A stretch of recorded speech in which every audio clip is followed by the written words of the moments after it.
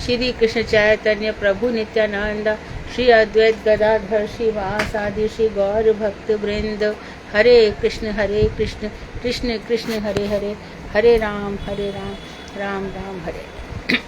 मैं सर्वप्रथम मध्य गुरु पाद्म पद्म परमाराध्यतम नित्र विष्णु विष्णुपाद अष्टोत्तर शत श्री भक्ति वेदांत श्री नारायण गोस्वामी महाराज, मध्य शिक्षा गुरु पाद्म पद्म परमाराध्यतम नित्र प्रविष्ट ओम विष्णुपाद अष्टोत्तर शत श्री भक्ति वेदांत श्री वामन गोसाई महाराज के अभय चरणार विद में अनंत कोटि दंडवत प्रणाम कर उनकी अति कृपा की वांछा करती हूँ।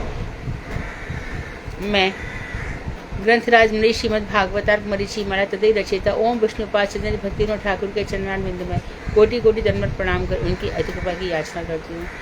मैं सभी वैष्णव के चरणों में यथायोग्य बंदन अभिवादन दंडवत प्रणाम करती हूँ।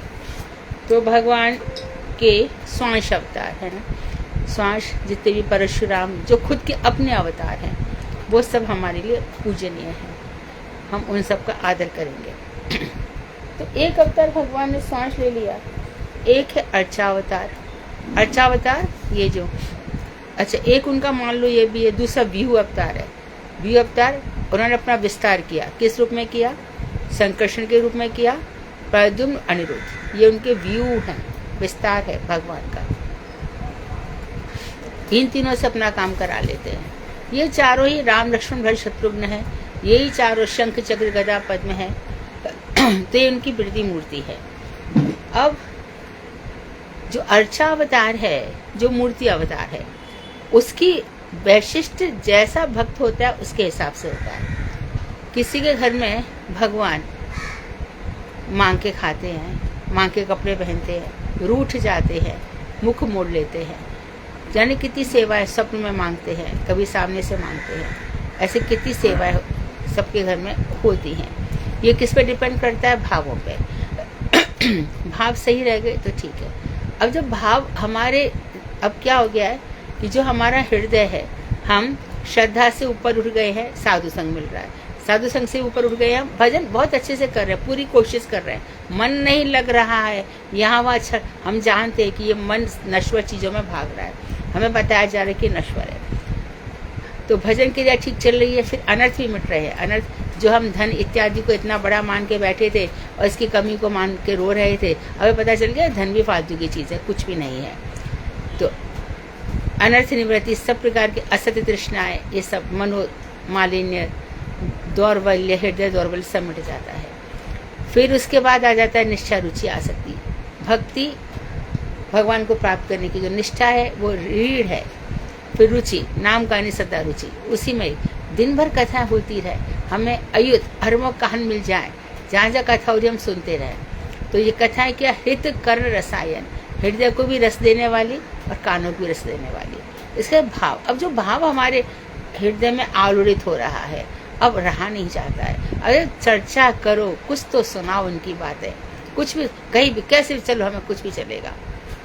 तो महाप्रभु की कथा सुनाओ, हाँ गौरांग महाप्रभु की कथा सुनाओ, वृंदावन धाम की सुनाओ, अच्छा वृंदावन, अच्छा आपको बद्रीनाथ ले चले यहाँ पे नर नारायण बन के, तो नर नारायण बन के। तो भगवान अर्जुन जो है नित्य सखा है।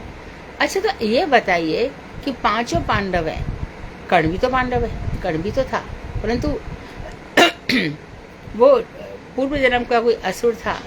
लास्ट टाइम भी इसने कवच कुंडल सूर्य के रख लिए थे, ऐसा तो कुछ हुआ था, इसकी कथा है कोई पूर्व जन्म की। तो भगवान को अर्जुन से ही प्यार क्यों था? नर और नारायण, नारायणम नमस्कृत्य नरम चैव नरोत्तमम देवीं सरस्वती व्यासम ततो जयमुदीरये। बद्रीनाथ में ये दोनों भजन कर रहे हैं। क्यों कर रहे हैं? जगत के कल्याण के लिए। ये लोग मरेंगे, सब कुछ करेंगे, कटेंगे, काटेंगे, युद्ध करेंगे, लेकिन भजन नहीं करेंगे, तो इनके कल्याण के। तो वही नर अर्जुन बन करके आ जाते हैं।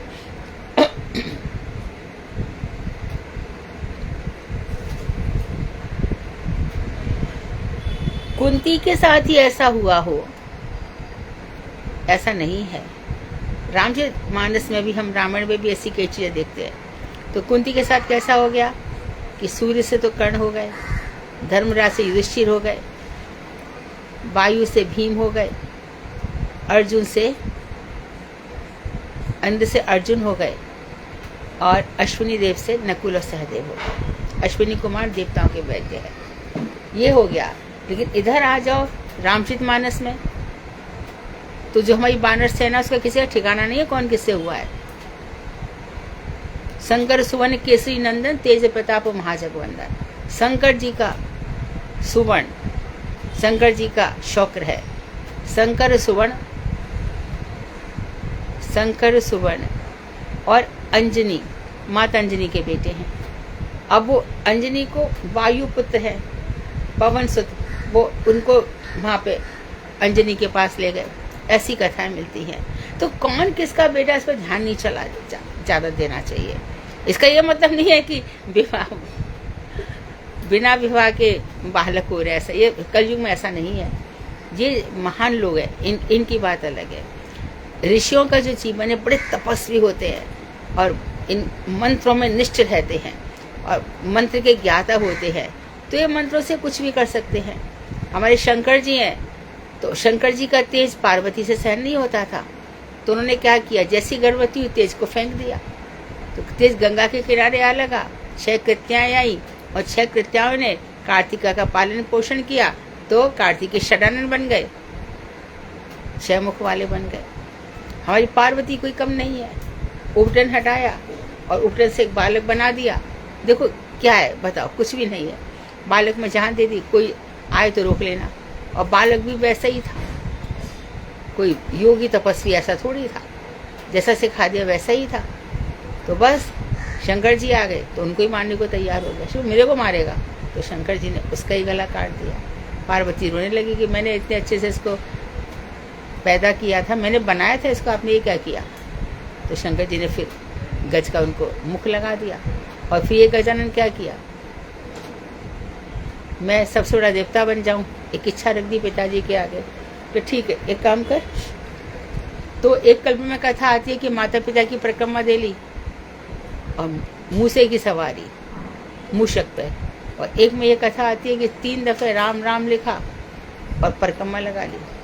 तो वहाँ पे तो सब हंस वाहन गए और ये सब कितने कितने लोग गए, मयूर पे कार्तिकेय गए, परंतु ये सबसे पहले आ गए। ने क्या किया इसने, संसार में जो सबसे महान है राम नाम, मैंने उसकी परिक्रमा लगा दी। तो बुद्धिमान बहुत है, रिद्धि सिद्धि इनकी पत्नियां हैं। तो वरदान मांग लिया, और वरदान मांगने के लिए ब्रह्मा जी बता रहे हैं ब्रह्म संगीता में कि भगवान श्री कृष्ण के पास जाते हैं और उनकी पाद पीठ पर जो उनके ये कुंभ हैं, यहाँ पे ये हाथी के कुंभ के समान उनके कुंभ में इतना सिर लगा हुआ है ना, वहाँ जाके प्रणाम करते हैं और वरदान मांग लेते हैं कि लोग जो भी मुझसे मांगे श्रद्धा के साथ मैं जागतिक इच्छाओं को पूरा कर सकूँ, और करते हैं। तो गजानन की आरती सब लोग घर में माँ बहनें जब ये गाती हैं ब्याह शादी के गीत, तो पहले उनके गजानन ही आते हैं। तो इस तरह से सब देवी देवताओं की कथाएं चला करती हैं। तो जो अर्चा अवतार है उसकी पूजा करने से वो जाग जाते हैं, तो हम कहते हैं जागृत स्थान है। कैसे है, अब मानो हमारी सती जी के जहाँ जहाँ पे उनके अंग गिरे वो सब शक्तिपीठ कहलाए। इसी प्रकार से कोई भजन करता है तपस्वी हो जाता है। ये जो छोटी मोटी इच्छाएं पूरी करने कोई बड़ी बात नहीं है। कोई भी तपस्वी, आप खूब भजन कर लो, आप इच्छा करोगे मुझे ये चाहिए, वो चीज़ सामने हाजिर हो जाएगी। कितनी चीज़ें हमने देखी है। दिसंबर में दादू भाई कलकत्ता छोड़ करके यहाँ पर आए थे, मथुरा में आए थे, तो दिसंबर में उनकी इच्छा हुई कि भगवान को आम खिलाया जाए। दिसंबर के महीने, मथुरा की बात है। और मैं खुद वहीं बैठी थी और मेरे सामने एक व्यक्ति आम लेकर के आ गया कि दादू भाई देखो आज आम वाला दिख गया तो आपके लिए ले आया। ये जो कोई बड़ी बात नहीं है, इसमें कोई सी भी बड़ी बात नहीं है। लेकिन घर के जो अर्चा अवतार हैं जिनकी आप अर्चना कर रहे हो, उनके साथ जो सामंजस्य वो बहुत बड़ी बात है। उनको स्तुति सुना रहे हो कि नहीं, उनकी प्रशंसा कर रहे हो कि नहीं, आपके हृदय में आ रहा है कि नहीं हमसे क्या मांग रहे हैं।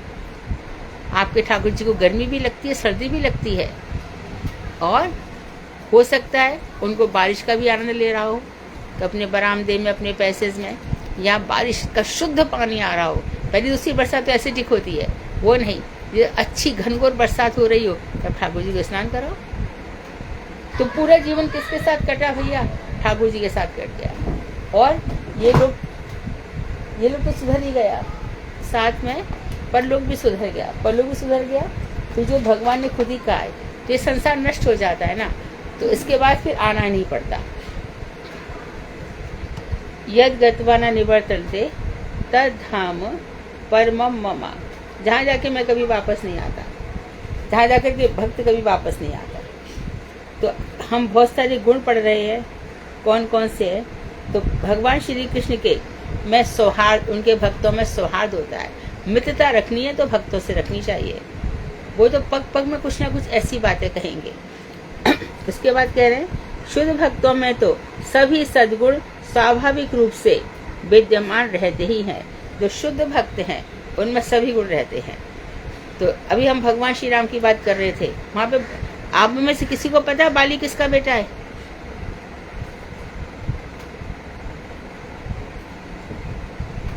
बाली किसका बेटा है? बोलिए। एक को भी नहीं पता। विरोचन, प्रहलाद जी के पौत्र विरोचन का। वो बलि है। बलि, सॉरी। हाँ, बाली। बाली किसका बेटा है?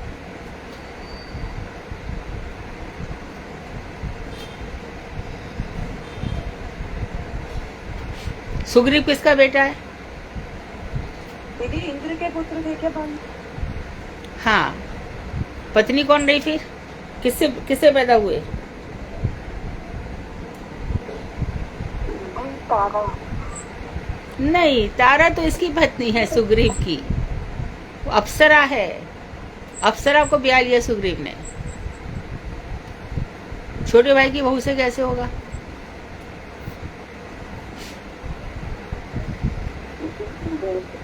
हाँ,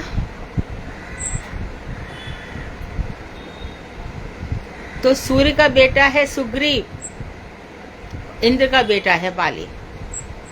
ये दोनों एक ही, जो सूर्य की अरुणिमा आती है ना सामने सबसे पहले, उस अरुणिमा के साथ ही तो एक से सूर्य से सुग्रीव हो गए, क्योंकि इनकी गर्दन बहुत सुंदर थी इसके लिए सुग्रीव हुए, और इंद्र से बाली हो गए।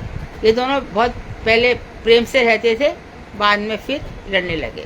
ऐसा भी कहा जाता है कि कोई ऋक्षराज नारी थी जो रीछ थी, तो रीछ के गर्भ से ये दोनों हुए हैं, बाली और सुग्रीव। तो दो कल्प में दो कथाएं आती हैं। माता का नाम क्या बताया दीदी? माता का नाम क्या? अरुणिमा। और एक कल्प में आता है ऋक्षराज की, और अंगद बाली का बेटा है। तो ये सब होते रहते हैं इसी तरह से, इसमें कोई बात नहीं है। और यही बाली जो है अगले जन्म में भील जाति का बन गया था, व्याध, जिसने भगवान श्री कृष्ण के पैर में तीर मारा था। तो शुद्ध भक्तों में तो सभी सद्गुण स्वाभाविक रूप से विद्यमान रहते ही हैं। शुद्ध भक्ति की अभिलाषा रखने वाले निष्कपट साधकों को भी, जो शुद्ध भक्ति करना चाहते हैं, उनको पथक पथक सद्गुण सीखने के लिए चेष्टा करने की कोई आवश्यकता नहीं है। जो भक्ति कर रहा है उसके अंदर सब गुण आ ही जाएंगे भक्ति करने के बाद। और उसको, क्योंकि वो अवगुणों में क्यों जाएगा, उसको क्यों ऐसा करना है? कोई लोभ नहीं होता, कोई इसको लालच नहीं होता, कोई कपट नहीं होता, कोई द्वेष नहीं होता, बल्कि तो उसको उससे घृणा आ जाएगी। ये सब के लिए मैं थोड़ी संसार में आई थी या आया था। शुद्ध भक्ति होने से ही अन्य समस्त तटस्थ सद्गुण स्वतः उदित हो जाते हैं। तटस्थ मतलब जो एक भक्त में होने चाहिए, सभी में, और किसी में स्पेशल होते हैं, कोई कोई और हो जाता है। तो जो अच्छे भक्त है, साक्षात हरिते समस्त शाह से, ये जो हमारे गुरु हैं, आचार्य है, ये भक्त भी हैं। साथ में आचार्य माम भी जानियात, जो आचार्य वो मैं ही समझो, मैं ही अपना रूप धारण करके आया हूँ। तो इन सब में ये सद्गुण हमेशा रहते ही हैं, चाहे वो कोई भी महाराज हो, ये रहनी चाहिए। यदि नहीं रहती है तो हम विवश नहीं है उसको आचार्य मानने के लिए, क्योंकि जैसे गुरु करिए जानकर पानी पीछे छान कर, हमारे गुरु में ये सब वैशिष्ट है कि नहीं? महाराज जी कह रहे हैं ना कि बहुत बड़ा भक्त है, बहुत सब कुछ है, बड़ी सुंदर कथाएं कह रहा है, बड़े सुंदर श्लोक लिख करके आया है, बड़े अच्छे याद कर रहा है। अभी पता चला कि कोई आया, महाराज जी की कथा में है, कोई आया और आकर के एक थप्पड़ मार गया। अब पता चला वो कितना बड़ा भक्त है। सहनशीलता, या कोई ऐसे बहुत सारे लेके बैठा है और वो पुस्तक जिसमें वो नहीं चाहता कि कोई जाने कि हम इसमें से पढ़ा रहा है, आगे बहुत सारी पुस्तक लेकर के बैठ जाएगा, फिर पीछे ऐसे इतने सारे कपड़ वपड़ रख के, इनको एक को भी भगवान नहीं मिलने वाले, एक को भी नहीं। इसे हम लोग को मिल जाएंगे, क्योंकि हम लोग कोशिश करें, हम सब कि हम शुद्धता की तरफ चले। कपड़ से तो उनको चिढ़ है, तो हम भी सोचते हैं कि हम यहाँ पे संसार में कितना रह लेंगे भाई, कृष्ण 10, 20, 25 साल, हमें कुछ करना ही नहीं ऐसा, तुम्हें चांस ही नहीं देंगे हम कि तुम हमारा कुछ बिगाड़ सको। हम तो सही मार्ग पे चलने वाले हैं। शुद्ध भक्ति होने से ही अन्य समस्त तटस्थ सद्गुण अपने आप ही स्वतः खुद ही आ जाते हैं, जैसे कि श्री प्रहलाद जी 7वें स्कंद के 18वें अध्याय में कह रहे हैं।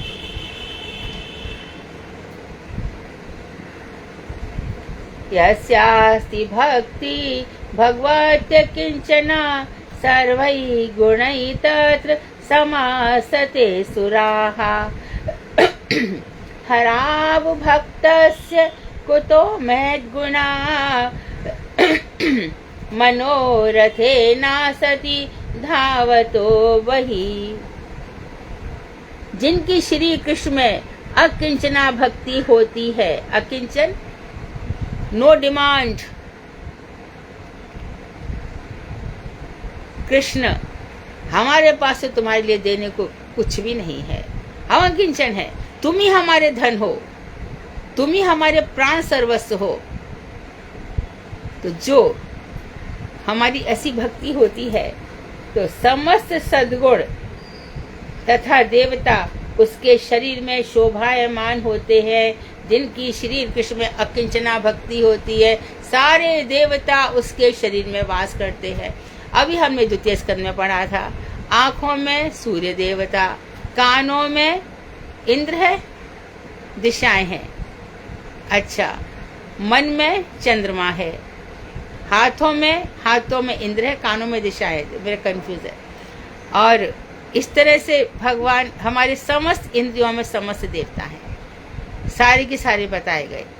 तो अभी तक रियलाइज नहीं हो जाता। देखो, जैसे हम कहते हैं गायों में 33 करोड़ देवताओं का वास है, गाय की पूंछ में विष्णु का वास है। हम कहते हैं गाय की पूंछ फिरा दो ना हमारे ऊपर, क्यों? जितनी भी अला वला होगी सब हट जाएगी, विष्णु का। ऐसा कितनी मान्यताएं चली आ रही हैं। या फिर गाय के नीचे से निकल जाओ, तो जितने भी ऊपर नीचे के लगे हुए सब निकल जाएंगे। ऐसे बड़े बूढ़े कहते रहते हैं, क्यों? कि गाय में सबका। अच्छा, यदि सारी देवता उसमें वास करते तो फिर गाय क्या ये पाप करके आया तो गाय योनि मिले इसको? योनि तो है ना, और शापित भी है, तो इधर उधर मुंह मारेगी और कुछ भी खाएगी।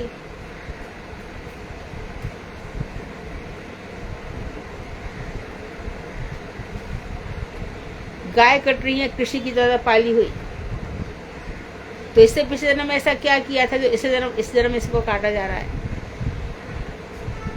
ये सब चिंतन के विषय है।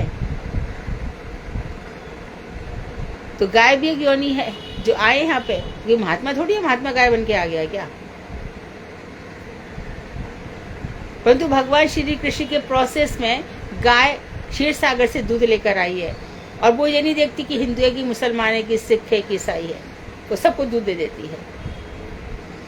वो क्षीर सागर से माँ, चाहे वो कुतिया हो, चाहे सुअरिया हो, चाहे मैया हो, चाहे गैया हो, कोई भी हो, सबका पेट भरती है माँ। वो क्षीर सागर से दूध आता है, इस तरह से होता है। तो देखो, तो जब भगवान में इस तरह से होता है तो देवताओं का वास होता है। देवताओं का वास होता है तो क्या हुआ? फिर वो इंसान बीमार कैसे पड़ेगा? तो ठाकुर जी निवास कर रहे हैं। फिर भी संत महात्मा को देखा गया, कभी ऐसी लीला करेंगे कि उनको सुनाई नहीं पड़ रहा है, कभी ऐसी लीला करेंगे कि उनको बुखार आ गया है, जबकि होता नहीं कुछ भी, पर नर्वस लीला करते हैं। तो आप में ऐसे में क्या होता है, उसके शरीर में सारे देवता शोभायमान होते हैं, अर्थात उसमें ही संपूर्ण रूप से अवस्थान करते हैं सारे देवता। दूसरे शब्दों में वह भक्त ही सर्वदेवमय हो जाता है। वो भक्त को क्या कहा जाता है, ये भक्त सर्वदेवमय है। नाना प्रकार के मनोरथों के साथ जो बाहरी विषयों की ओर धावित होते हैं, बहुत प्रकार के मनोरथ हैं, है ना, सारे में तो पता है। स्कूटर आ गया घर में, अरे रोली लाओ, चावल लाओ, फूलमाला लाओ, स्कूटर की पूजा करो। स्कूटर देवता है, स्कूटर देवाय नमः। कार देवी आ गई, उनको भी पूजा इत्यादि करो। नश्वर वस्तुओं की हम बड़े खुश होते हैं घर में, ऊपर से नीचे। अरे भैया सोडे की बोतल तो मंगाओ, ऐसे कैसे पूजा कर रहे हो, पेड़े तो मंगाओ। नश्वर वस्तुओं में हमारी ऐसी आसक्ति है, उसकी प्राप्ति में हमें कितना सुख है। देखिए भगवान श्री कृष्ण का जिस समय मंत्र मिला, और जिस समय आज हम 20 माला नहीं, आज हम 25 माला करते हैं, हम प्रभुपाद के सच्चे शिष्य हैं। जैसे वो बिना भजन के रह नहीं सकते, तो हम भी नहीं रह सकते हैं। हम भी वो नयनमणि मंजनी है, हम भी उनके दास अनुदास, हम वैसी बन के रहेंगे। ये संसार है खोखला, हमारी किसी काम का नहीं है। तो ये सब जो भावनाएं आ जाएंगी, तो लेकिन इन सब भावनाओं को छोड़ करके नाना प्रकार के मनोरथों के साथ विषयों की ओर जो धावित होता है, बहुत चेष्टा करने पर भी उन्हें सद्गुण किस प्रकार से प्राप्त हो सकते हैं, उसके अंदर कंपटीशन की फीलिंग आएगी, उसके अंदर इसीलिए ईर्ष्या भी जागेगी। और जब जाएगा तो काम, क्रोध, मद, लोभ, वो सब सारे असद्गुण उसके अंदर आएंगे ही आएंगे, कोई रोक नहीं सकता। इसलिए बहुत दफे इंसान भजन कर देता है, ब्रह्मचारी बन जाता है, पता चला कि भाग गया और देखा तो वो उसमें फंसा पड़ा है। अरे वो ब्रह्मचारी ने अपना घर बना लिया, अरे उसे संसार कर लिया। इस तरह से धैर्य, अगला गुण बता रहे हैं। धैर्य वैष्णवों का एक प्रधान गुण है, उनके अंदर धैर्य होना चाहिए। धीरज, धर्म, मित्र, अरुणारी, आपातकाल परिके चारी। पेशेंस होना चाहिए, धैर्य जरूर होना चाहिए। धैर्य में मैं कहती हूँ सबसे बड़ा धैर्य यदि है तो कैकेयी में है। भगवान श्री राम ने उनसे कहा था, वाल्मीकि रामायण में साथ में कथा लिखी है, माँ मैं जानता हूँ जितना प्यार तुम मुझे करती हो ना, उतना कोई नहीं करता, कौशल्या के लिए भी नहीं है। कोई तो ऐसा कहता है आई एम नॉट श्योर, मुझे पूछना नहीं, लेकिन मैंने सुना है कि देवकी कैकेयी है और शची माता कौशल्या है। यशोदा भगवान की नित्य माता है, मैंने ऐसा सुना है। तो कैकेयी से राम ने कहा, माँ मुझे अब तक ये फील हुआ है कि तुम ही सबसे ज्यादा मुझसे प्यार करती हो, मैं नहीं देखता कि तुमसे ज्यादा कोई मुझसे प्यार करता है। क्या हो गया राम? माँ तुम मुझे भरत से भी ज्यादा प्यार करती हो। बोलो तो सही बेटा, देखो जब मैं बड़ा हो जाऊंगा तो जो मेरा जन्म है वो राक्षसों को मारने के लिए होगा, इसके लिए हुआ है, और पिताजी मुझे भेजेंगे नहीं क्योंकि मुझे में आसक्ति है, और बिना जंगलों में जाए उनको मैं मार नहीं पाऊंगा, उनको ढूंढ ढूंढ के मारना पड़ेगा। तो आप एक काम करना, भगवान कह रहे हैं जब भी मेरा राज तिलक होगा आप 14 वर्ष का वनवास मेरे लिए मांग लेना। पागल हो गया राम, मैं क्यों भेजूं तुम्हें वनवास में, ये मेरा कैसा प्रेम है? आप 14 वर्ष के लिए भेज देना, बड़ी निंदा सहनी पड़ेगी, लोग तुम पे थुतकार करेंगे, माँ मेरे लिए इतना करना प्लीज माँ। जब भगवान ने कहा तो कैकेयी ने कहा इतना दुख, अब पति का तो वियोग हो ही गया, दशरथ जी मर गए, पुत्र बात ही नहीं करता है, जब तक राम नहीं आए पुत्र ने बात ही नहीं करी, नंदीगाम में बैठे रहे, और शत्रुघ्न तो उसने मंथरा को इधर उधर से मार मुर्गे पटक दिया। तो कैकेयी में मैं समझती हूँ कि बहुत धैर्य है, निंदा हो रही है, कितनी कैकेयी की वंचना हुई है, उसके बाद भी वो धैर्य पूर्वक सह रही है। धैर्य तो रखना ही पड़ेगा, आज बहुत बड़ी विपद आ सकती है, और यदि हमने ये सोच लिया कि ये विपद इसीलिए आई है कि इसके बाद बड़ी सुंदर संपद आने वाली है, कृष्ण ले लो परीक्षा, ये सोना है या सोने का पानी है, चिंता मत करो, तो ऐसे भक्तों के अंदर धैर्य हो जाता है।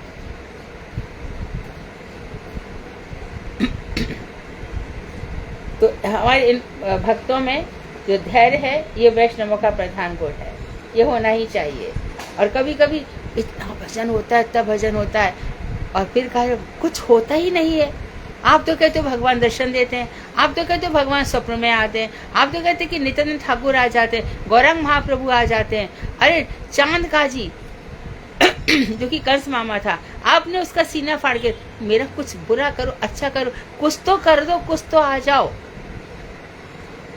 तो धैर्य रखना पड़ता है। तपस्या तो भाई जरा सी, ध्रुव तक तो पहुंची नहीं। पार्वती कैसे अपर्णा हो गई थी, पत्ता भी खाना छोड़ दिया था।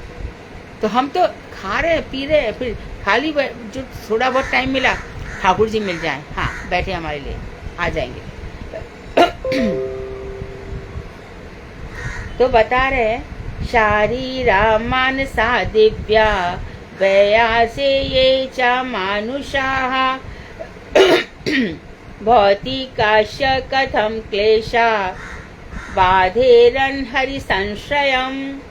शारीरिक, फिजिकल, मेंटली, मानसिक और दिव्य डिवाइन आधिदैविक, और भौतिक फिजिकल अर्थात सर्दी गर्मी आदि से उत्पन्न मनुष्यों के जो समस्त क्लेश होते हैं, जो समस्त कष्ट होते हैं, वे श्री हरि के आश्रित जनों को कभी भी कोई बाधा नहीं पहुंचा सकते हैं। यदि गर्मी सता रही है, सर्दी सता रही है, भूख सता रही है, प्यास सता रही है, अरे आज तो कितना पसीना आया और पड़ गए जाकर के, एसी चला दिया, मेरा भक्त ऐसा नहीं होता।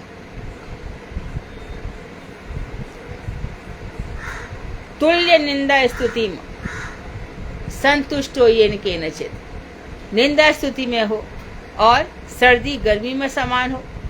ये कहने की बात है, आसान नहीं इतना। मुझे तो इतनी सर्दी लगती है, मैं मथुरा भी नहीं जाती हूँ। कब जब दिसंबर जनवरी होती तो मैं कांपती रहती हूँ, चाहे मैं कितनी भी स्वेटर पहन लूँ, फिर भी सर्दी मुझ में ही घुसती है सारी।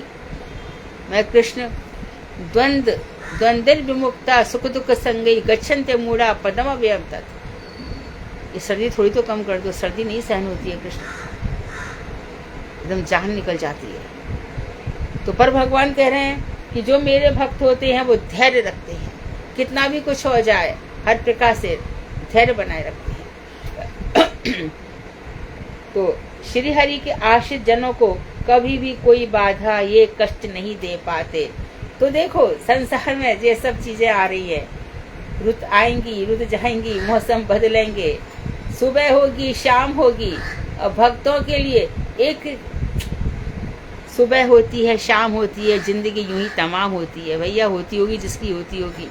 यहाँ तो दिन रात यही चिंता है कि ठाकुर जी की क्या, गुरु जी की आज्ञा, ठाकुर जी कैसे मिले। नवदीप धाम में मिल जाएंगे, जगन्नाथपुरी में मिल जाएंगे, वृंदावन धाम में मिल जाएंगे, राधा कुंड में मिल जाएंगे, बिहार वन में मिल जाएंगे, कहीं ना कहीं तो मिल ही जाएंगे। तो भक्त जो है इन सब कष्टों के लिए नहीं रोता। भक्त के लिए एक ही रुदन, एक ही क्रंदन, एक ही विलाप है, क्या? राधा कृष्ण। उनका भी दर्शन तो हम कर ही लेंगे, उनसे जो हमारा प्रेम है, प्रेम कैसे बढ़े, यही प्रयोजन है। अब बता रहे हैं 11वें स्कंद के 20वें अध्याय में मन को स्थिर करने का उपाय बता रहे हैं। मैंने एक बार सुना था कि जो पिंगला वेश्या है ना, वो हमारे ये जो दत्तात्रेय जी वहाँ कैसे पहुँच गए। बोलते इसके काफ़ी महल, 2 महले थे, खूब वहाँ पे आती जाती थी, तो लोग इसको देखने के लिए खड़े रहते थे, लाइन खड़ी रहती थी। तो दत्तात्रेय जी सोचे ऐसा क्या है इसके अंदर, ये नगर वधू है, इसको देखने के लिए लोग कैसी भीड़ है। तो उनको पता लगा, तो एक एक इसकी फोटो खींचने के लिए जाने कितना कितना, ये सब ऐसा कहीं पे लिखा हुआ है। तो भक्त में क्या होता है, मन को स्थिर करना, मन को स्थिर करना है। मन शिक्षा तो हमारे रघुनाथ दास गोस्वामी ने भी लिखी है। कटी पतंग होती है ना, उसकी तरह भागता है। तो ये मन तू कहाँ भाग रहा है? तो गुरु जी में मन स्थिर कर, गोष्ठ में जो भगवान श्री कृष्ण के परिकर है वहाँ पे स्थिर कर, ब्राह्मणों में स्थिर कर, उनसे बात कर, वैष्णवों के पास जाकर के बात कर। तो मन को शिक्षा दी जाती है। मन उड़ेगा तो मेरा मन खराब, सुनता ही नहीं जिस समय खराब होता है किसी की, कोई कितना भी समझाए। अरे भैया आया है दुख तो जाएगा जाएगा। अरे हमारा नहीं जाता, हमें तो आता है फिर जाता ही नहीं है। तो बेचारा समझाने वाला क्या करेगा? खुश हो गए, बहुत खुश है, क्या हमारा बच्चा डॉक्टर बन गया, लड़की पास हो गई, खुश है। और पता चला कि बेचारे को इतने दिन हो गए, 2-3 साल हो गए, जॉब ही नहीं मिला। तो धैर्य रखना चाहिए। यो न हिष्यति न दोष्टि न शोचति न कांक्षति, न शोक करता है, न इच्छा करता है, न हर्षित होता है। शुभ और अशुभ परित्यागी, शुभ अशुभ परित्यागी। जो कुछ भी हो रहा है तो ऐसा क्या सिखा रहे हो कि अशुभ होगा तो कौन खुश रहेगा? तो मेरा भक्त खुश रहेगा। कैसे खुश रहेगा? हरिश्चंद्र को नहीं जानते हो क्या? क्या किया उसने? जब राहुल की डेथ हो गई तब टैक्स मांगा, और टैक्स भी कैसे दे रही है हरिश्चंद्र की पत्नी? अपना आंचल बचाते हुए आधा दे रही है टैक्स के लिए। उशीना राजा, ये सब भागवत की कथाएं हैं। हाथ में 49 दिनों बाद खाना आया, वो भी दे दिया। संग्रह के लिए नहीं आए ना ये लोग। तो मन को स्थिर कर लो। अब कैसे और मन शांत हुआ? परीक्षित को शाप मिला, परीक्षित आ गए। श्रृंगी ऋषि ने अपने पिता के गले में शाप देखा तो श्रृंगी ऋषि तो फटाक से जल उठा लिया, जिसने भी मेरे पिता के गले में मृत सांप डाला आज से 7वें दिन उसको तक्षक सांप काट जाएगा। शमी ऋषि की आंखें खुली, वो अभी भी धैर्य से बैठे हैं, धैर्य की प्रतिमूर्ति। बालक को कि उसको शाप दे रहा है, क्या हुआ? मुझे बच्चे बता रहे राजा, तो राजा तो देवता के समान होता है, उसको शाप क्यों दे रहा हो? तुम्हारी रक्षा करता है। शमी ऋषि ने कितने बड़े धैर्य का परिचय दिया। धैर्य भी इतनी आसान नहीं है। शंकर जी से कहा मोहिनी अवतार मत देखो, माने क्या? अधीर हो उठे। आप जगह जगह अवतार लेते हो, ऐसी लीला करते हो, मैं आपके हर अवतार में आया हूँ, मोहिनी अवतार क्यों छोड़ूं? मैं तो जरूर आऊंगा। मत देख, नहीं मैं तो जरूर देखूंगा। तो कभी कभी धैर्य ऐसा हो जाता है, तो धैर्य रखना ही चाहिए। मार्कंडे जी ने थोड़ी देर के लिए प्रलय का दर्शन करा, थोड़ी देर मुझे प्रलय दर्शन करा दो। अरे 7 कल्प निकल गए और बार बार मुख के अंदर गए आए, मुख के अंदर गए आए, एकदम थक करके चूर हो गए। तो मन को शांत करने का उपाय बतला रहे। मन शांति होता है जल्दी, तो यहाँ पे उपाय बता रहे। धार्यमाणां मनोयर्हि भ्राम्यदाश्वानवस्थितम् आतन्द्रितोऽनुरोधेन मार्गेणात्मवशं नयेत्। क्या करो? मन को स्थिर करने से भक्ति मजबूत होती है, यहाँ वहाँ नहीं जाती। अच्छा, जब तक चंचल मन शीघ्र भ्रमणशील होकर लक्षित वस्तु में जो तुम्हें चाहिए उसमें स्थिर नहीं हो जाता, तब तक सावधानी पूर्वक अनुरोध मार्ग से अर्थात किंचित उसकी इच्छा पूर्ण करके उससे अपने वश में कर ले। इसका गुरुजी के साथ भी चर्चा हुई थी। पहली ये बात है कि अपनी मन की जो पतंग है उसको छोड़ो ही मत। उसको लक्षित वस्तु में यदि स्थिर नहीं कर सकते तो सावधानी पूर्वक क्या करो? थोड़े से उसकी मन की इच्छा पूरी कर दो, बाद में मन स्थिर हो जाएगा। इसमें साफ लिखा है कि किंचित उसकी इच्छा पूर्ण करके, कौन सा? अनुरोध मार्ग से उसे जा रहा है तो थोड़ी सी इच्छा, अच्छा इसको करके देख ले। फिर यहाँ पे शादी ऐसी मिठाई है जो करे तो पछताए, ना करे तो पछताए। अब क्या करेगा वो? करके देखते हैं यार, पिछले जन्म में भी की थी, पिछले जन्म में भी तो की थी ना शादी। नहीं मानेगा, शादी कर ली, 2 साल बाद फिर से वैराग्य आ जाएगा। तो ऐसे में कभी कभी तो मन यहाँ पर आकर दिन भर घर का चिंतन करता रहेगा, पाठ पूजा कुछ नहीं करेगा, आने की नहीं करेगा, सुबह सोता रहेगा, ऐसे घर भाग जा। तो मैं एक दफा गुरुदेव शादी करके देखना चाहता हूँ, तो कर ले शादी जा। फिर देख, शादी में तो बड़े झंझट है भाई, दिन भर इसकी डिमांड ही पूरी नहीं होती, घर में ही लगे रहो। ये क्या, मैं तो सोचा था वो पति खिलाती पिलाती रहेगी, सब काम करती, मैं आराम से भजन करता रहूंगा। वो तो पूरी जान निकाल देगी, ये ला वो ला, ये कर वो कर, है ना। तो कभी कभी मन को जो चाहे तो उसको खिला देना चाहिए, पिला देना चाहिए, उसको रेस्ट भी दे देना चाहिए, उससे अपने वश में कर ले, थोड़ी देर करा दे। बाद में क्या कह रहे हैं, घोड़े पर सवार व्यक्ति घोड़े की इच्छानुसार किंचित अग्रसर होकर जिस प्रकार उसे कुशलता पूर्वक लौटा लाता है, उसी प्रकार काम के प्रति धावित मन को थोड़ा धर्म सम्मत प्रश्रय देकर क्रमशः कृष्ण भक्ति के प्रति मोड़ लेना चाहिए। इसमें खुलकर ही बात कही है, जैसे अभी हमने कहा शादी पे, जैसे कि कोई भी व्यक्ति घोड़े पर सवार हो जाता है तो घोड़े को इच्छा अनुसार, चल इधर जा रहे घोड़ा, चल यहाँ जा रहा है, उसको कुछ घास खाना होगा, घास खा ले। फिर क्या करते हैं वो लोग, उसको मोड़ करके अपने रास्ते पर ले आए, फिर जा रहा है तो जाने दे। इसी प्रकार यदि मन में काम भाव जाग उठा है और बहुत ही शादी की इच्छा है, कर ले शादी करके देख ले। तो किंचित अग्रसर होकर जिस प्रकार, उसी प्रकार काम के प्रति धावित मन को थोड़ा धर्म सम्मत मतलब ऐसा नहीं कि कहीं भी जाकर के कुछ भी, एक पत्नी के साथ रहो, एक पत्नी भी वो धर्म पत्नी होती है, बाकी और जगह एक पत्नी को छोड़कर दूसरी जगह जाओगे तो नरक जाना पड़ेगा ही। तो धर्म सम्मत आशय देकर क्रमशः कृष्ण भक्ति के प्रति मोड़ लेना चाहिए। इस कौशल को सर्वदा स्मरण रखना आवश्यक है। ये कुशलता की बात है। यदि हमारा मन रात दिन संसार के चिंतन में लगा हुआ है, तो उस चिंतन को मिटा देने के लिए भजन कर नहीं रहा, न कर रही, स्त्री को पुरुष को स्त्री का चिंतन आ रहा है, इससे अच्छा तो विवाह कर ले। अच्छा, तो विवाह के बाद में छोड़ तो दोष लगेगा? नहीं,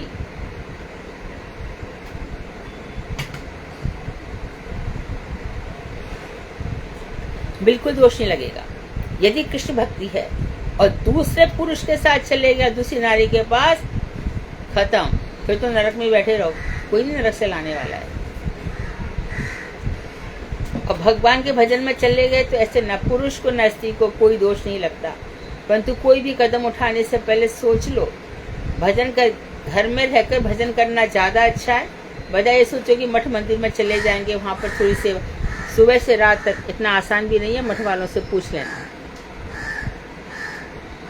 अब आगे और बताया, कर्म ज्ञान आदि से रहित शुद्ध भक्ति की चेष्टा द्वारा सर्वार्थ लाभ होता है। वही हमारे रूप गोस्वामी वाला श्लोक आ गया। कैसी भक्ति होनी चाहिए? अन्याभिलाषिता शून्यम ज्ञान कर्माद्यनावृता। ज्ञान और कर्म नहीं होने चाहिए। कर्म, अरे यज्ञ इत्यादि कर लो, अरे ये कर लो वो कर लो, और ज्ञान, अहम, क्या है ज्ञान, मैं ही ब्रह्म हूँ, तो ये सब चीजें नहीं होनी चाहिए। तो कर्म ज्ञान आदि से रहित शुद्ध भक्ति की चेष्टा द्वारा सर्वार्थ सब प्रकार से लाभ होता है। इस बात को 11वें स्कंद में ही कह रहे हैं। क्या कह रहे हैं? बाध्यमानोऽपि मद्भक्तो विषयैर्जितेन्द्रियाः प्रायः प्रगल्भया भक्त्या विषयिनाभिभूयते। भक्ति के आश्रित व्यक्ति का अजितेंद्रिय मन पूर्व अभ्यास बसता कुछ दिनों तक विषयों में रहने के लिए बाध्य है। ये कह रहे हैं जो भक्ति के, जिसने भक्ति का आश्रय ले लिया है, भक्ति का आश्रय जो व्यक्ति है, और मन कैसा है, भक्ति तो ले लिया और मन जीतता नहीं है। मैं भजता हूँ हरे कृष्णा, मेरा मन तो चला गया संसार में, मेरा मन चला गया दुकान में, मेरा मन चला गया नौकरी में, और कुछ ही तो दूसरों में ही चला गया। दूसरों का चिंतन क्यों करता है? तुम्हारी वजह से, तुम्हारी कोई चिंतन कर रहा है क्या? तुम उनके लिए जियो चाहे मरो, कौन तुम्हारे लिए पूछ रहा है? दूसरे का अरे आज इसका ये है, कल इसकी बेटी आएगी, परसों इसका बेटा, वहाँ बेटी इसके घर में ऐसे की, और ऐसे बताया, पर ये सब कभी मत करना। तो ऐसे व्यक्ति का अजितेंद्रिय है, जो मन जीता नहीं है, ऐसा मन पहले अभ्यास के कारण कुछ दिनों तक विश्व में रहने के लिए बाध्य है। कई जन्मों से रहता आया है ना, तो विषय उसको अच्छे लगते हैं।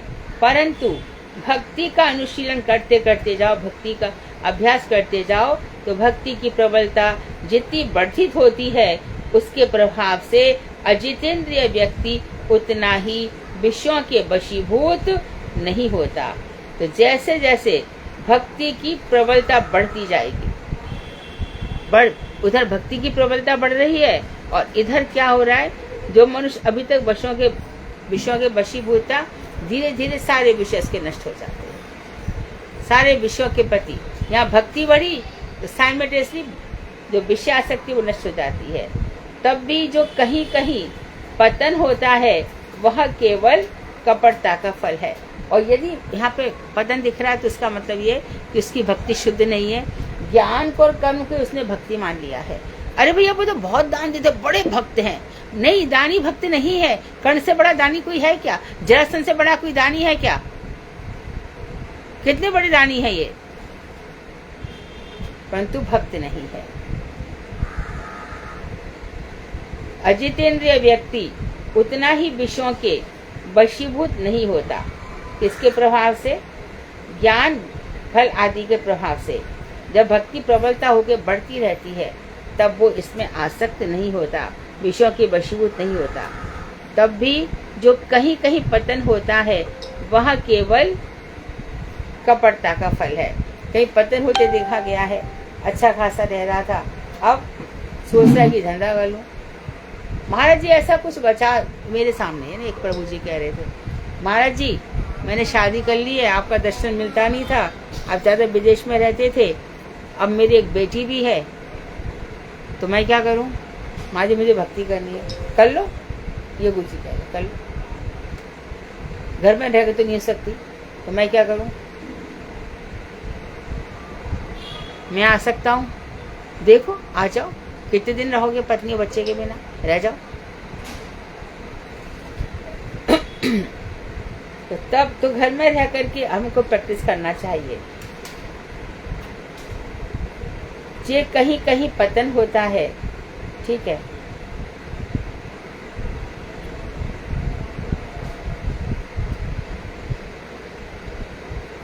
एक और श्लोक देखो, यथाग्निषु समृदार्ची करोते धांसी भस्मसात् तथा मद्विषया भक्ति रुद्धवेनांसी कृतस्नशाः। सुसमृद्ध अत्यंत प्रचंड अग्नि जिस प्रकार समस्त लकड़ियों को भस्म कर देती है, उसी प्रकार मेरी भक्ति समस्त पापों को जड़ सहित दग्ध कर डालती है, बिल्कुल डिरूट कर देती है, अपरूटेड। कुछ रहेगा ही नहीं, जड़ सहित, मूल सहित, पुण्य सहित, फल सहित, पाप सहित मेरी भक्ति सब कुछ नष्ट कर डालती है, कह रहे हैं भगवान। अग्नि जिस प्रकार समस्त लकड़ियों को, अग्नि जल गई समस्त लकड़ियां जल जाएंगी, उसी प्रकार भक्ति रूपी अग्नि के जलने से समस्त पाप नष्ट हो जाएंगे। ये बहुत ही सुंदर टॉपिक है, भक्त हमें किराया। आज का क्लास विराम लेंगे। कुछ लोगों को प्रीति संदर्भ अच्छा लगता है, अच्छी बात है, आप लोग फ़ोन कर रहे हो। प्रीति संदर्भ हम छोटे ग्रुप में पढ़ रहे हैं और कोई हम क्वेश्चन आंसर नहीं कर रहे, कुछ भी नहीं कर रहे, क्योंकि हमारे आचार्यों ने कहा है कि प्रीति संदर्भ जरूर पढ़ना है। हमारे विशेष रूप से भक्ति विज्ञान भारती गोसाई महाराज, इन सब की विशेष आज्ञा थी कि पढ़ना चाहिए। तो क्योंकि आजकल फेसबुक में मेरे फ़ोन से, औरों का मैं नहीं जानती, मेरे फ़ोन से खाली 30 दिन के लिए क्लास रहती है। तो जो गहना है हमारी गौरप्रिया, वो यूट्यूब में क्लास डाल देती है। तो प्रीति संदर्भ आप लोग सुन सकते हो, 2 क्लास हो गई हैं, तीसरी क्लास सोमवार को होगी। उसमें बहुत अच्छे टॉपिक बता रहे हैं, बहुत सुंदर।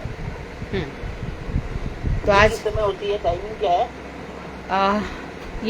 ये हम करते हैं मंडे और वेडनेसडे 5 बजे से। दीदी हमारी लिंक करना, हम लिख लेंगे। ठीक है, हमारा लिंक डलवा दीजिए इसमें, वो 2 सुनिए पुरानी वाली ना। हाँ, मंडे और वेडनेसडे बन जाएगा, तब तक हमें ज्वाइन करा दो उसको। ठीक है। हरे कृष्णा। हरे कृष्णा। दंडवत प्रणाम दीदी, हमें भी ये सौभाग्य प्रदान कर दो। प्रीति संदर्भ का, ठीक है। लाइव क्लास होती है, फेसबुक पे भी आती है, पर मैं बोल दूंगी ग्रुप में। हमें ग्रुप में ऐड कर दो। ज्वाइन कर देवे। हाँ, आईडी कार्ड नाम हमको ज्वाइन कर दियो दीदी। दीदी सबको कर दो, मुझे भी कर देना। दीदी दंडवत प्रणाम। अभी भी क्लास, क्योंकि उन्होंने बहुत अच्छा एक ही शब्द इतना बहुत अच्छा समझा रहे जीव गोस्वामी। उन्होंने एक शब्द बोला ध्वंसा भाव, इसकी इतनी सुंदर व्याख्या करी। वो ये कह रहे हैं कि जैसे घड़ा है वो टूट जाता है तो जो मिट्टी सब बिखर गई, अब उस घड़ा दोबारा उत्पन्न नहीं हो सकता, बनाया जा सकता है ना, जैसे तैसे उत्पन्न नहीं हो सकता। उसी प्रकार यदि भक्ति एक बार शरीर में घुस गई, हृदय में शरीर में क्या, हृदय में घुस गई, तो उस समय जो अज्ञान नष्ट हो गया वो अज्ञान फिर उत्पन्न नहीं हो सकता।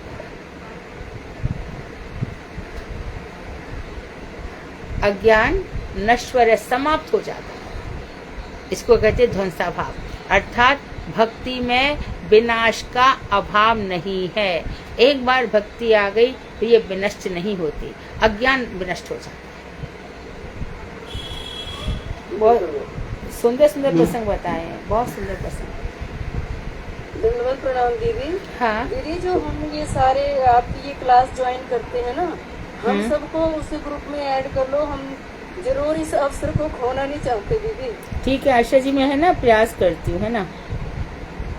जी दीदी, धन्यवाद जी। आज के प्रश्न नहीं हो तो भागवत।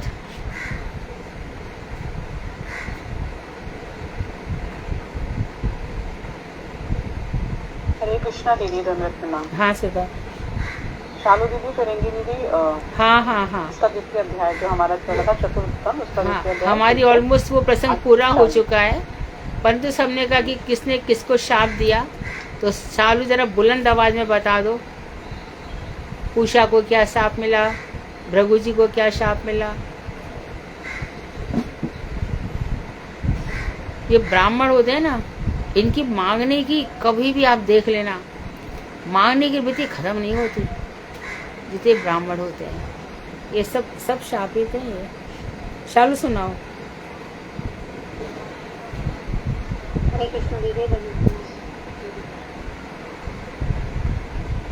ओम अज्ञान ज्ञानांजनशलाकं चक्षुरुन्मीलितं येन तस्मै श्रीगुरवे नमः।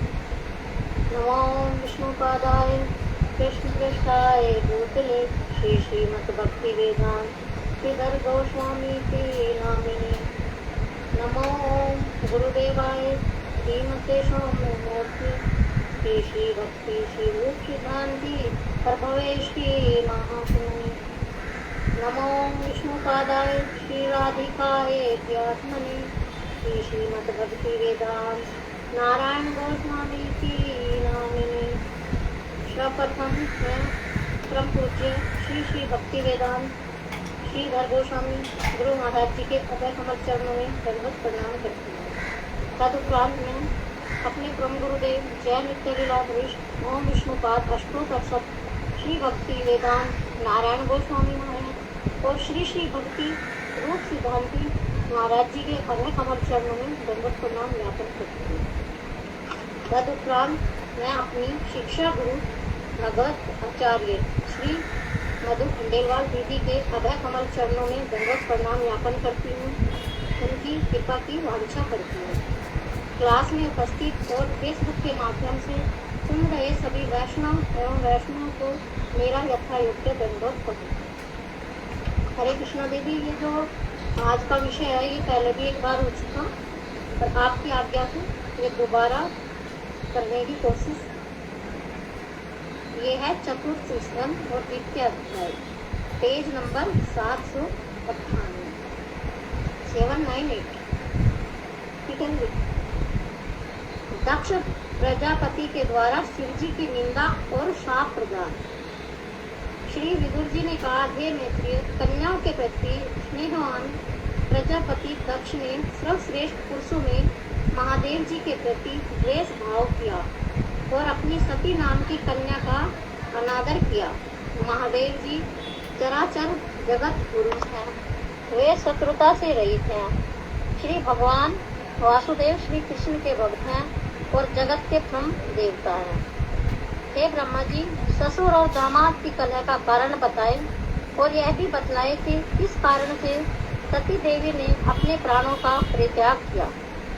श्री मैत्रेय ऋषि ने कहा, हे विदुर, पूर्व काल में स्वाम्भु मनवंतर में विश्व की सृष्टि करने वाले मृक्षी आदि प्रजापतियों के यज्ञ में प्रधान प्रधान देवता मुनि अग्निगण अपने अपने अनुयायियों के साथ इकट्ठा हुए थे। अनुयायियों के साथ, प्रजापति अनुयायियों के साथ इकट्ठा हुए थे। प्रजापति दक्ष ने भी उस विशाल सभा मंडप में प्रवेश किया तो सभी सभासद मुनिगण ने अपने अपने आसन से उठकर उनका अभिवादन किया।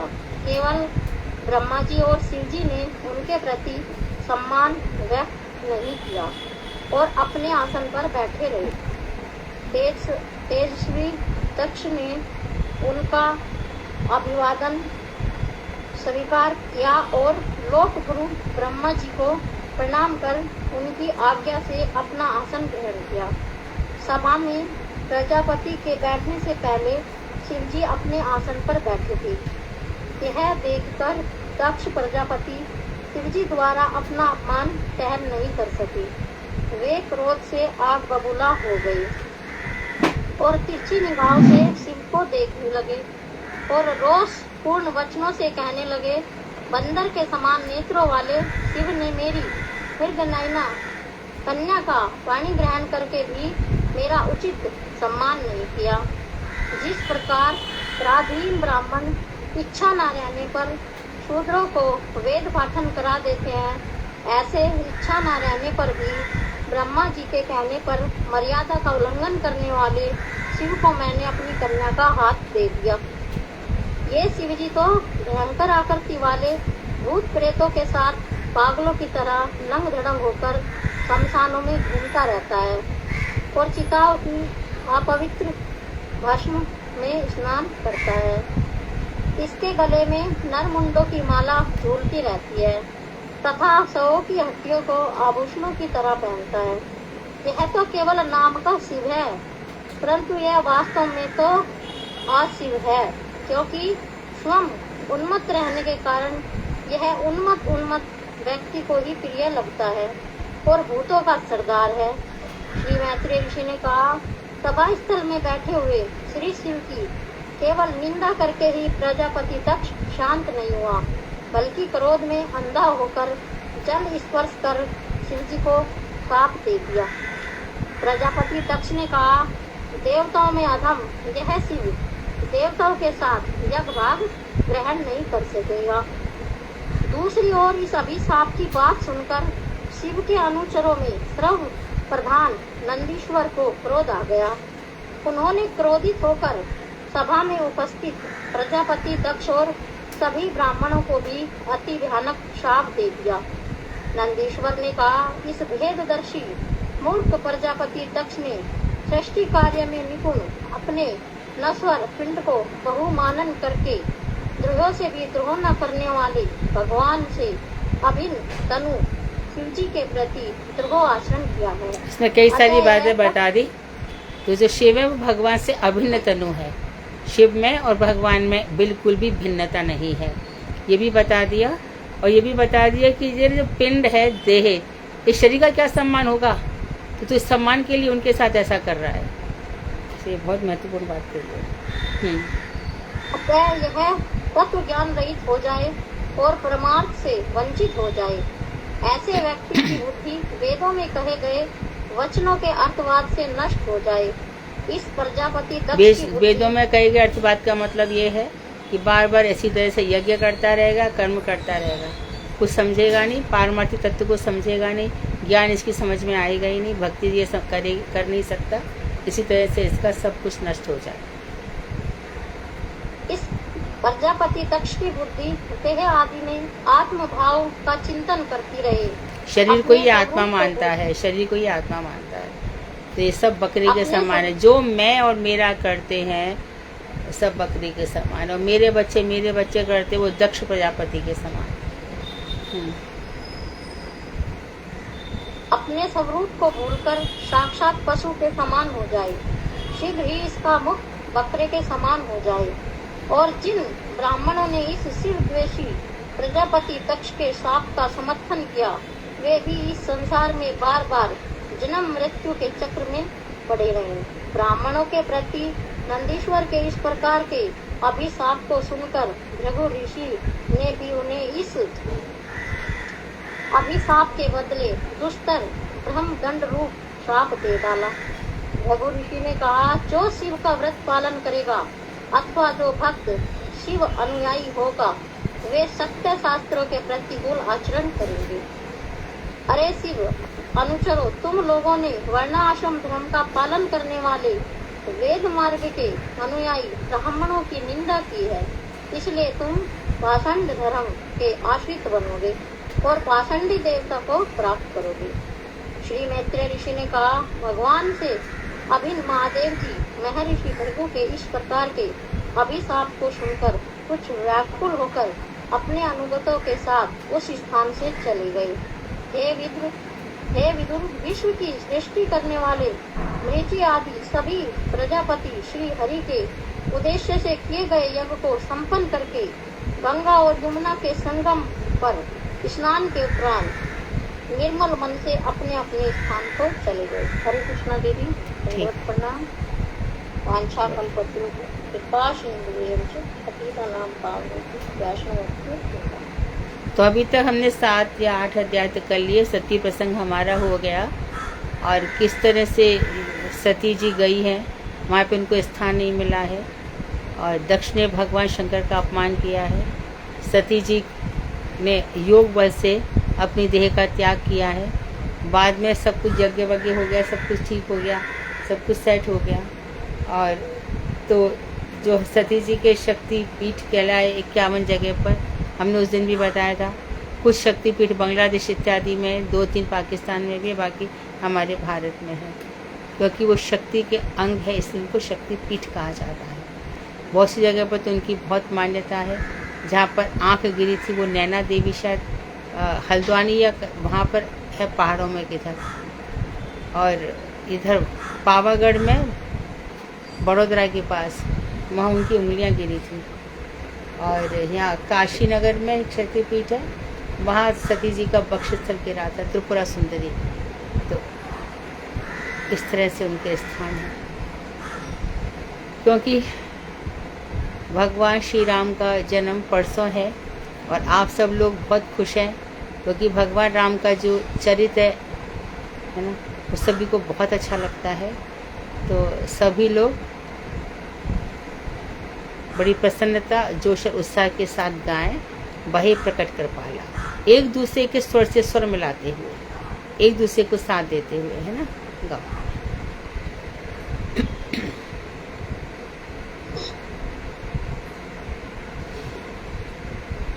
स्टार्ट।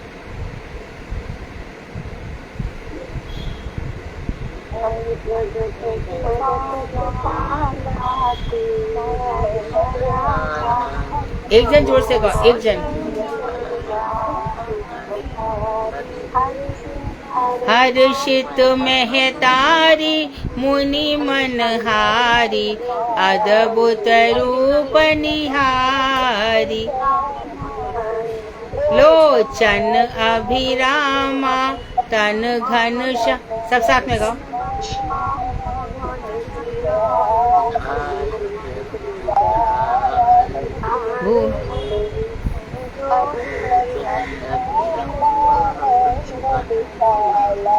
शोभा सिंधु खरारी, कह दुई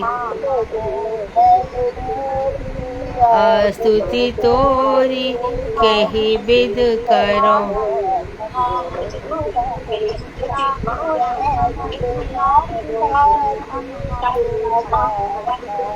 वेद पुराण भनंता,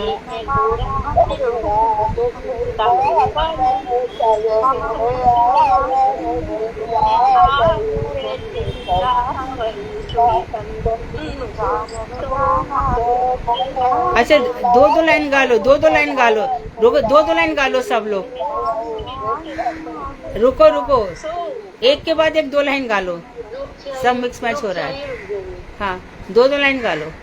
दीदी हाँ दीदी, सब लोग अपने माइक ऑफ करके अपने एंड पे गाएं और कोई एक सामने से गाएं तो अच्छा रहेगा। हाँ, माइक ऐसा ऑफ करो, करके गाएं। अपना माइक ऑफ करके गाओ। इन्हें आप गाइए पहले, अब गाओ, शुरू करो। कोई एक जना गा लो ना। भारती दीदी आप गा लो। भारती तुम गाओ। दीदी आप गा लो। भारती तुम गाओ। कर लो। हर जगत पिताना दीन जनाना को शरियारी पितारी, हर सुख महतारी मुनि मधुहारी, अद्भुत रूप विचारी, लो जन हरि गाओ सब। तन धन श्यामा सब गाओ अब तो। भूषण बनमाला नयन विशाला शोभा सिंधुधरानी। अब इना के बाद भारती, और गा लो ना। कोई और गाए। भारती दीदी ये दो गाने तो आज हेमा दीदी ने गाना था वैसे भी, तो आप गाने दो, मैं रामाष्टकम गाऊंगी इनके बाद। हेमा गाओ।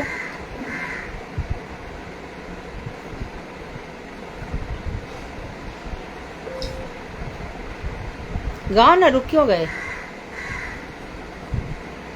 दीदी मैं गाऊं। हाँ गाओ गाओ, रुको मत। ये दो कहे ये दो कर जोरी स्तुति तोरी तो विधि करो अनंत, माया गुण ज्ञान प्रीत अमाना वेद पुराण भवंत, करुणा सुख सागर सब दुरे आगर, सोई गावे सुख संता, सोम में तिलानी जन अनुरागी, भयउ प्रकट श्री कंत। नेक्स्ट लाइन, नेक्स्ट कोई और गा रहा है। ब्रह्मांड निकाया कोई और गा रहा है। जी दीदी। हाँ गाओ। ब्रह्मांड निकाया निर्मित माया, रोम रोम प्रतिवेद कहे, मम उर सोवासी यह उपहासी, सुनत धीर मति फिर न रहे, लोचन उपजा जब ज्ञाना प्रभु मुस्काना, वेद पुराना, चरित बहुत विद कीन चहे, यही कथा सुहाई, मात बुझाई, जेहि प्रकार सुत प्रेम लहे। नेक्स्ट, नेक्स्ट कौन गा रहा है। नेक्स्ट कोई और। माता पुण्य। हाँ गाओ गाओ गाओ।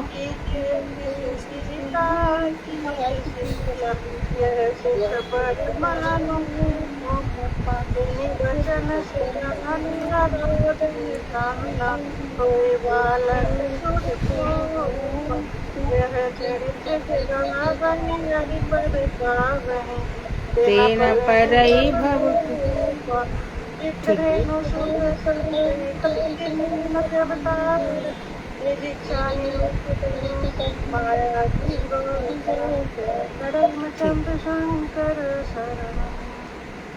ठीक है, तो परसों सब लोग गा लेंगे।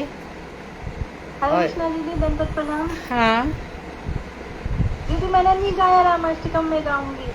ठीक है, इसके पहले। छोटा सा है। हाँ हाँ हाँ ठीक है। अच्छा तुम रामाष्टक गाओ गाओ। हाँ जी। गुरुदेव की जय। दीदी के चरणों में मेरा दंडवत प्रणाम। यह अष्टकम श्री परमहंस ब्रह्मानंद जी ने लिखा है। इसमें राम जी की लीला है। छोटा सा अष्टक है।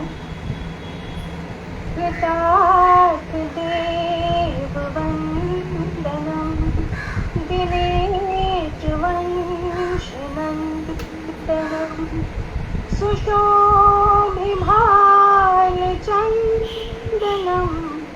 नमामि रामीश्वरम्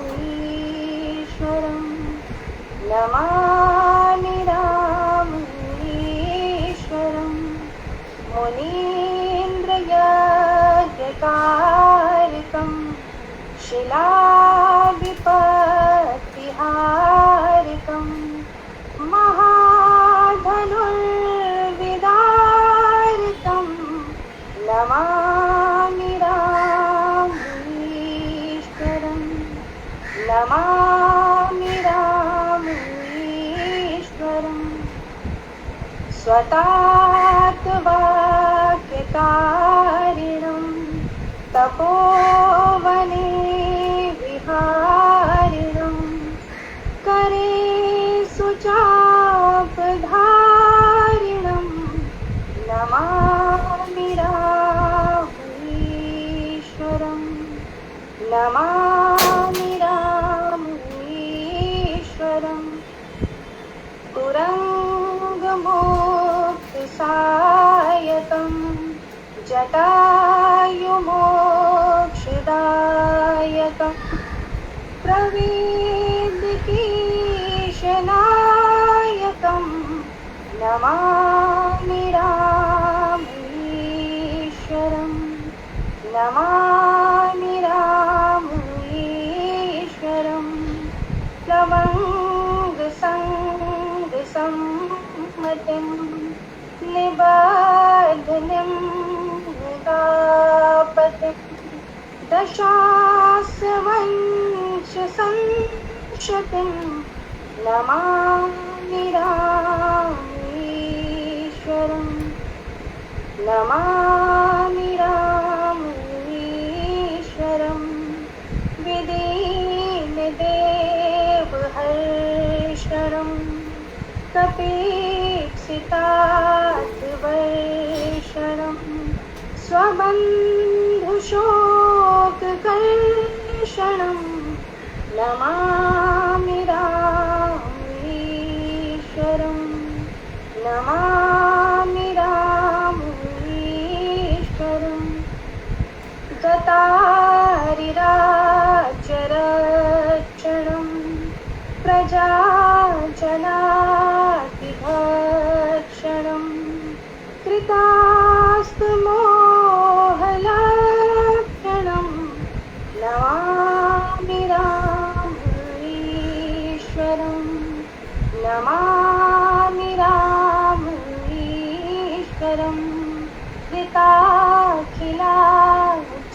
कृताखिलाचलाभरम्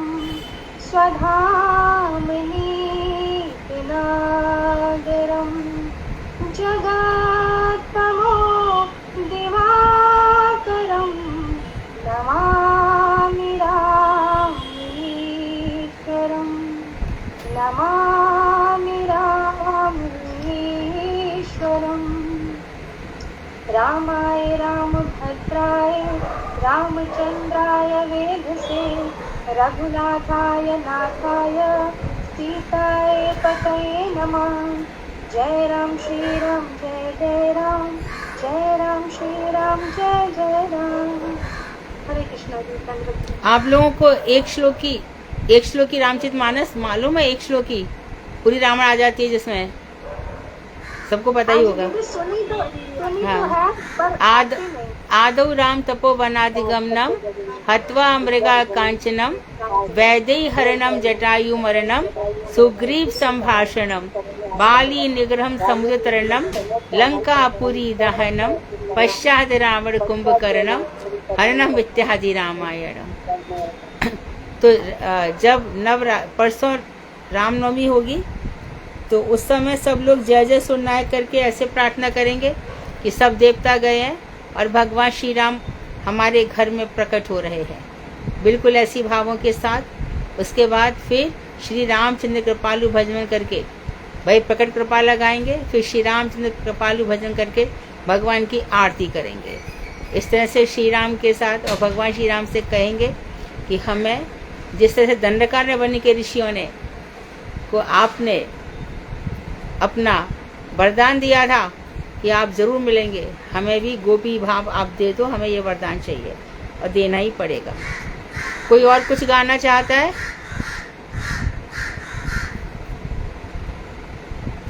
दीदी नवधा भक्ति जो है दीदी, प्रथम भगति संतन कर संग, हाँ, नवधा भक्ति गाए दीदी।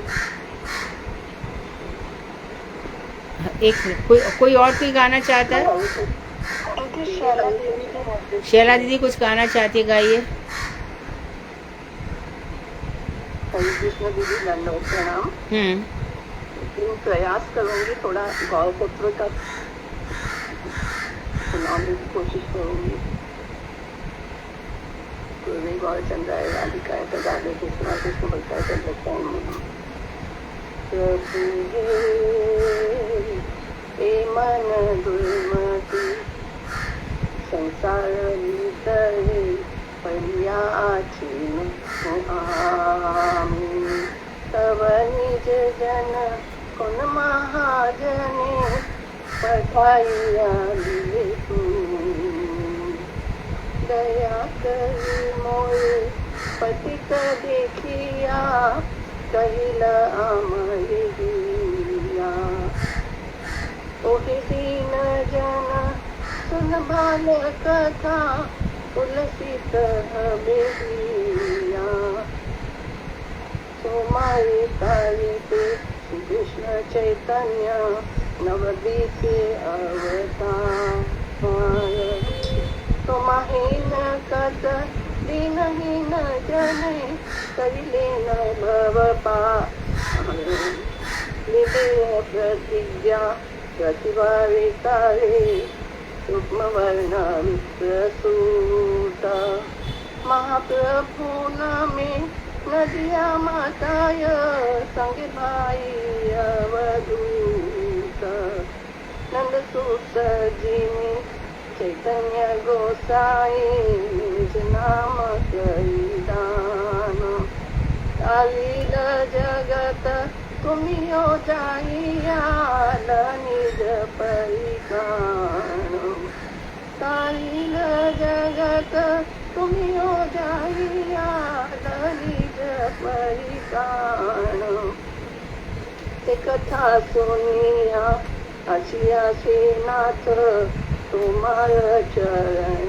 तले भक्ति विनोद कांदिया कांदिया भक्ति विनोद कांदिया कांदिया अपना काहे भले प्रभु हे मन दुर्मति संसार भीतरे पर्याचीनुआमी सच्चिनंदन जय गौर हरि सच्चिनंदन जय गौर हरि ठाकुर भक्ति विनोद ठाकुर भक्ति विनोद भक्ति विनोद ठाकुर भक्ति विनोद। हरे कृष्ण, दंडवत प्रणाम। अर्थ बोलो इसका। हे प्रभु, मैं ऐसा दुर्मति हूँ कि आपकी सेवा से विमुख होकर संसार में पड़ा हुआ हूँ, परंतु आपने अपने किसी महाजन को भेज दिया। वे मेरी दुर्गति को देखकर दयापूर्वक बोले, हे दीनजन, तुम ध्यानपूर्वक एक बहुत ही कल्याणकारी बात सुनो, जिससे तुम्हारा हृदय उल्लसित हो जाएगा। तुम्हारा उद्धार करने के लिए ही श्री कृष्ण चैतन्य महाप्रभु ने नवदीप में अवतार ग्रहण किया है। अवतरित होकर उन्होंने तुम्हारे समान कितने ही दिनहीन व्यक्तियों को भवसागर से पार कर दिया। उन्होंने वेद के वचनों की रक्षा के लिए पीठ वहीं धारण कर एक ब्राह्मण के रूप में महाप्रभु के नाम से अवतरित होकर अपने भाई नित्यानंद के साथ संपूर्ण नदिया को प्रमत्त कर दिया। स्वयं श्री नंदनंदन ने ही चैतन्य महाप्रभु के रूप में अवतार ग्रहण कर अपना ही नाम प्रदान कर सारे जगत का उद्धार कर दिया। अतः तुम भी उनकी शरण में जाकर अपना उद्धार करवाओ। श्री भक्ति विनोद ठाकुर रोते रोते आप बीती कहते हुए सुनाते हुए कहते हैं, हे प्रभु, उनकी इस बात को सुनकर ही मैं आपके चरणों में आया हूँ। वांछा कल्पतरुभ्यश्च कृपा सिंधुभ्य पतितानां पावनेभ्यो वैष्णवेभ्यो नमो नमः। बहुत सुंदर। आप आशा जी क्या बोल रही थी? राम भक्ति गाओगी, नवदा भक्ति गाओगी? दीदी गाओ। कितना बड़ा है? छोटा है दीदी, एकदम छोटा, 5-6 लाइन का। ठीक है, गाओ। प्रथम भगति संतान कर संगा, दूसरी रति मम कथा प्रसंगा। प्रथम भगति संतान कर संगा, दूसरी रति मम कथा प्रसंगा।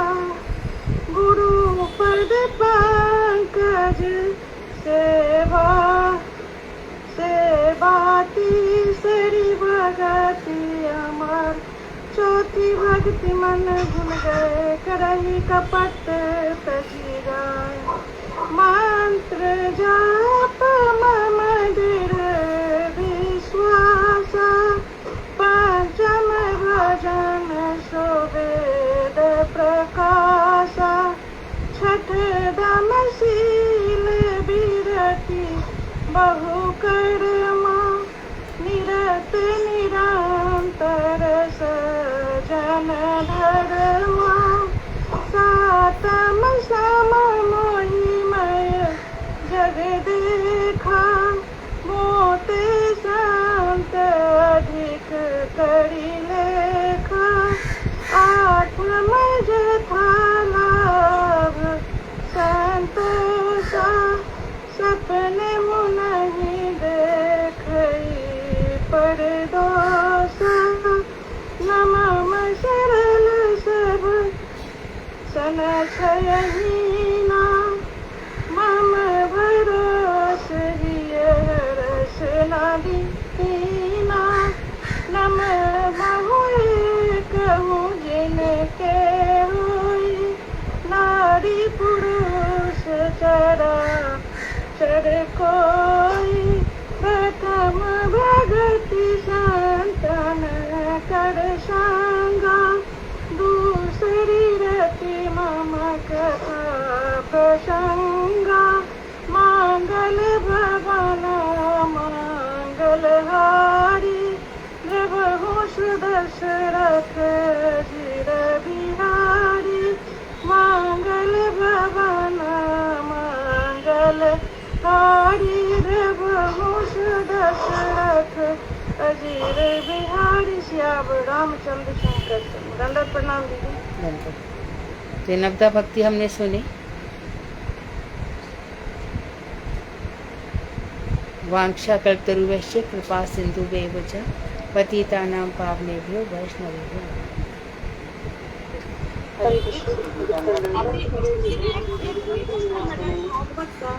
हाँ दीदी हाँ।